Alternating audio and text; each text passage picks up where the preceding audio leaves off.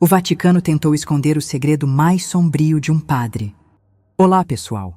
Hoje vamos abrir uma linha do tempo sombria e delicada, que coloca em evidência como uma figura carismática dentro da Igreja Católica conseguiu se blindar por décadas, mesmo após denúncias sérias e repetidas sobre condutas absolutamente inaceitáveis. Essa história não é sobre atacar a fé de ninguém, mas sim sobre compreender como instituições podem, por medo de escândalos, deixar de proteger os mais vulneráveis. O protagonista deste caso é Marcial Maciel, fundador da congregação Legionários de Cristo, cuja trajetória mescla devoção aparente, manipulação hábil e uma rede de silêncios cuidadosamente construída. Os detalhes que você vai conhecer agora ajudam a entender não apenas o caso em si, mas como o poder pode se sobrepor à verdade por muito tempo. Maciel nasceu no México, em 1920, em uma família profundamente religiosa. Sua infância foi marcada por uma rigidez emocional e disciplina extrema, impostas principalmente pela figura paterna, que era descrito como pouco afetuoso e exigente. Sua mãe, ao contrário, tinha uma vocação religiosa intensa e influenciou diretamente sua formação espiritual. Ainda criança, ele presenciou o ambiente de tensão e violência da Guerra Cristera, um conflito sangrento que opôs o governo mexicano à Igreja Católica. Esse cenário o marcou profundamente, criando nele uma associação entre fé, autoridade e resistência. Desde cedo, Maciel entendeu que a Igreja podia ser não só um refúgio, mas também um instrumento de poder. Durante a adolescência, ele ingressou em seminários com a ajuda de parentes que ocupavam cargos eclesiásticos. Já nesse período, surgiram os primeiros sinais de comportamento problemático. Educadores e superiores relatavam que Maciel tentava formar um grupo próprio de seguidores, mesmo sem ainda estar ordenado ou ter completado os estudos. Para muitos, isso era interpretado como uma ambição desmedida ou mesmo delírios de grandeza. Testemunhos posteriores indicaram que vizinhos e religiosos perceberam atitudes estranhas, como encontros com jovens em porões ou quartos isolados. Contudo, ao invés de abrir investigações, a solução institucional foi a transferência silenciosa. Ele era discretamente afastado de um lugar e aceito em outro, sempre com proteção e influência familiar. Essa proteção se confirmou de forma clara quando, mesmo sem seguir todos os requisitos formais de formação sacerdotal, Maciel foi ordenado. O responsável pela ordenação era um bispo que, além de parente, havia sido alertado por pais de um adolescente que relatou abusos. Os pais buscaram ajuda da autoridade eclesiástica, que prometeu averiguar, mas 2 meses depois, promoveu a ordenação normalmente. Esse episódio é um ponto-chave na trajetória do caso. Ele ensina ao agressor que o sistema institucional não apenas falharia em puni-lo, como também facilitaria sua ascensão.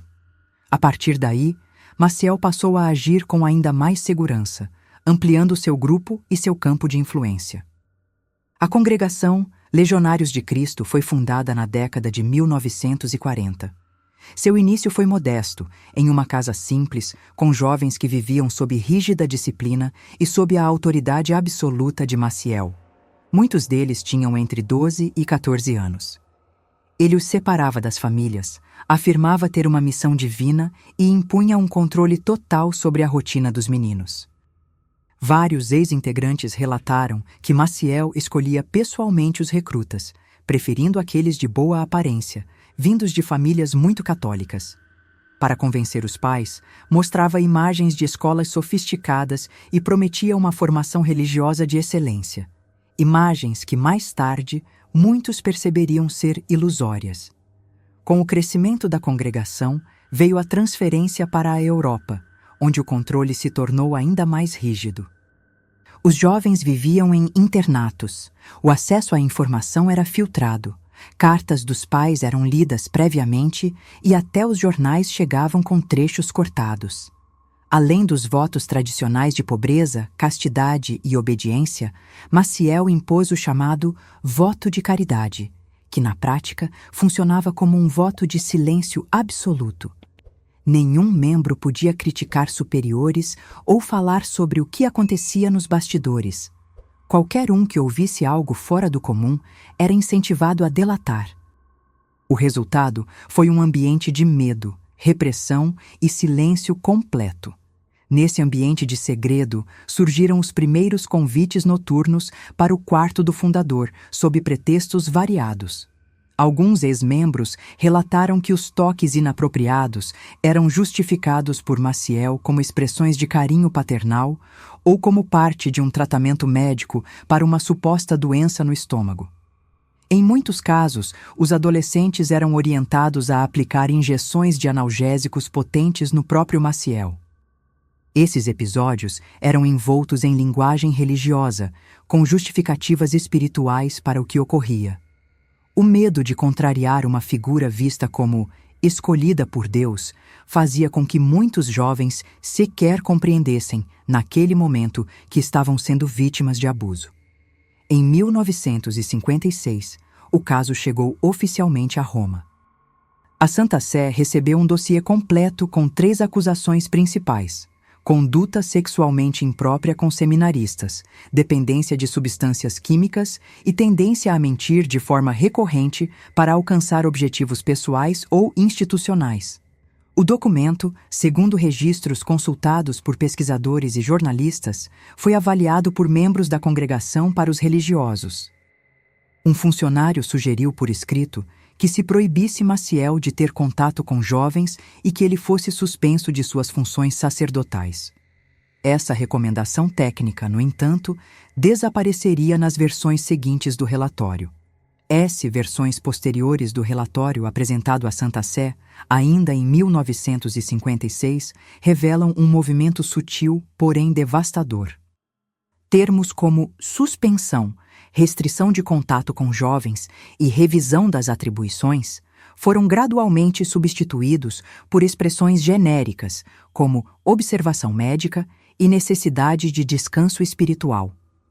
Documentos analisados por estudiosos mostram anotações à mão, provavelmente de figuras influentes, que sugeriam moderação ao tratar de um sacerdote com muitos frutos espirituais.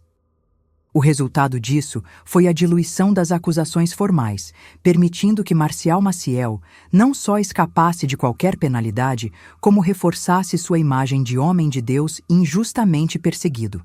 Com a blindagem consolidada, Maciel passou à fase seguinte de seu plano: construir uma base financeira sólida e diversificada para sustentar sua obra e, ao mesmo tempo, criar vínculos diretos com setores estratégicos da Igreja e da política. Ele se aproximou de viúvas ricas e famílias tradicionais do México, prometendo-lhes não apenas benefícios espirituais, mas também uma espécie de imortalidade moral. Suas fortunas seriam convertidas em obras de Deus. As doações vinham em forma de terras, imóveis e quantias vultosas em dinheiro.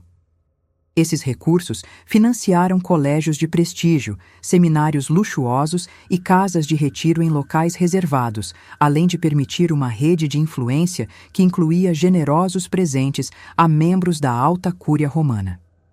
Segundo investigações conduzidas anos depois, muitos desses recursos não eram utilizados apenas para a expansão da congregação, mas também para fins pessoais e políticos. Envelopes com dinheiro, reformas em apartamentos de cardeais, viagens e objetos de luxo foram relatados por ex-integrantes que tinham acesso direto à administração da ordem. A lógica era simples e eficiente: manter bem relacionados os personagens-chave dentro do Vaticano. Há relatos de que até mesmo o secretário pessoal de João Paulo II teria recebido doações regulares em nome da congregação, enquanto outros prelados recebiam apoio financeiro contínuo. Essas relações tornavam qualquer denúncia mais difícil de prosperar. Enquanto isso, os colégios fundados por Maciel, como o prestigiado Instituto Cumbres, tornaram-se centros de formação para filhos de empresários, políticos e diplomatas. Os pais viam neles não apenas escolas católicas, mas trampolins sociais com valores conservadores e acesso a uma elite religiosa. Ao atrair famílias influentes, o fundador garantia um escudo extra de proteção. Qualquer tentativa de investigar ou questionar suas ações poderia ser interpretada como um ataque a uma instituição respeitada e conectada aos setores mais poderosos da sociedade. A reputação pública da congregação, com seus uniformes impecáveis, campanhas de caridade e retórica disciplinada, criava um contraste brutal com o que acontecia nos bastidores. Na década de 1990, a muralha começou a ruir. Já adultos e fora da congregação, ex-legionários decidiram romper o silêncio. Alguns deles haviam ocupado cargos de confiança e conheceram de perto os mecanismos de abuso e manipulação. Os relatos eram consistentes: convites noturnos ao quarto do fundador, toques disfarçados de gestos carinhosos ou atos médicos improvisados e o uso de remédios fortes aplicados por adolescentes sem conhecimento técnico. As justificativas oferecidas por Maciel, como uma suposta autorização papal ou uma condição estomacal rara, soavam cada vez mais frágeis. Com coragem, os ex-membros começaram a buscar a imprensa e a registrar seus depoimentos. Nos Estados Unidos e no México, veículos jornalísticos começaram a investigar os casos. As matérias foram cuidadosamente preparadas, com base em testemunhos múltiplos, documentos antigos e entrevistas com especialistas em direito canônico. Ao perceber a ameaça, a congregação reagiu com força, acionou advogados, mobilizou bispos aliados e buscou deslegitimar os denunciantes, chamando-os de ressentidos ou mentirosos. Houve também tentativas diretas de impedir a publicação das reportagens, por meio de influência econômica sobre empresas de mídia ou acordos de bastidores. O esforço não era apenas para proteger a figura de Maciel, mas também para evitar uma crise institucional que poderia abalar toda a estrutura da ordem religiosa. Mesmo diante da pressão, os casos chegaram ao Vaticano, mais precisamente à Congregação para a Doutrina da Fé, liderada na época pelo cardeal Joseph Ratzinger.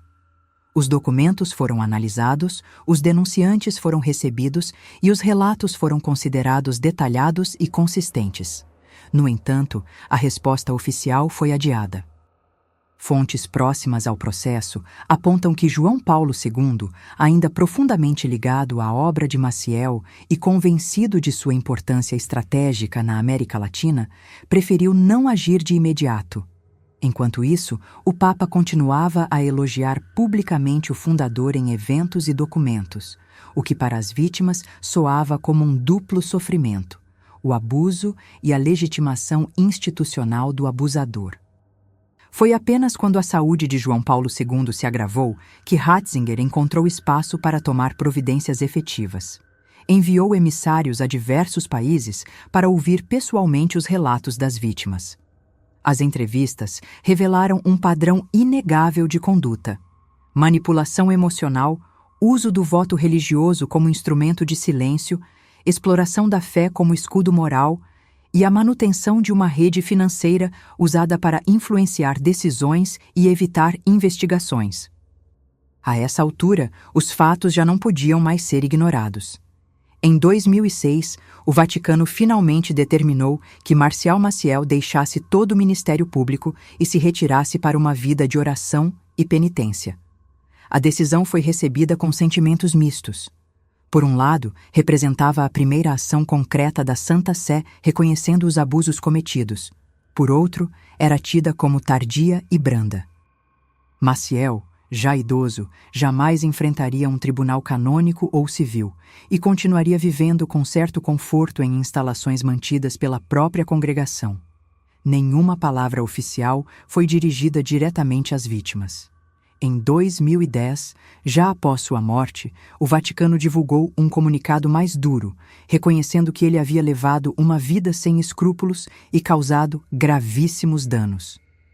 No entanto, também afirmava que a maioria dos legionários não sabia de nada, o que contradizia diversos documentos internos da própria ordem. No fim, o caso de Marcial Maciel tornou-se emblemático não apenas pelos crimes cometidos, mas pela maneira como foram acobertados. A documentação histórica aponta que autoridades eclesiásticas em diversos níveis sabiam dos riscos que ele representava, mas optaram por preservar a imagem institucional. O segredo deixou de ser espiritual e tornou-se operacional, transformando-se em um sistema de proteção à impunidade. O silêncio imposto às vítimas, o uso da influência financeira e o apelo ao prestígio espiritual construíram uma muralha que só décadas depois começou a ruir. A lição mais clara que fica é a necessidade de transparência, escuta ativa das vítimas e coragem institucional para enfrentar erros internos, mesmo quando envolvem figuras carismáticas e poderosas. Se essas histórias despertam a sua curiosidade, e você muitas vezes fica se perguntando o que está por trás de tantos mistérios, saiba que existem livros que trazem detalhes e até respostas para dúvidas que os vídeos não conseguem mostrar. Eu separei os livros mais procurados sobre abduções, mistérios e fenômenos inexplicáveis, reunidos em uma lista especial para você. O link está logo abaixo, na descrição do vídeo. Se você se interessar por algum desses livros, pode adquirir diretamente por lá. E além de se aprofundar ainda mais nesses assuntos, você também estará ajudando o canal a continuar trazendo novos conteúdos. Muito obrigado por assistir até aqui.